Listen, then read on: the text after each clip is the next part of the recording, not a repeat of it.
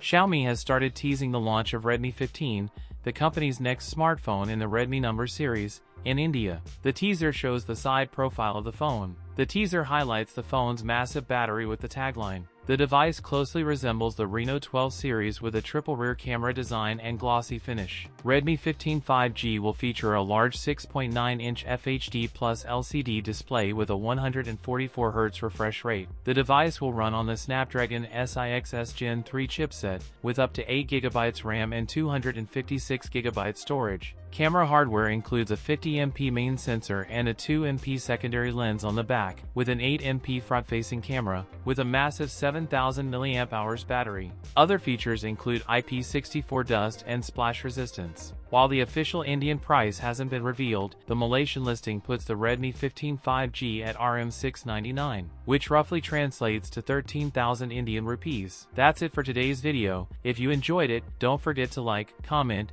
and subscribe for more content. Thanks for watching, and I'll see you in the next one.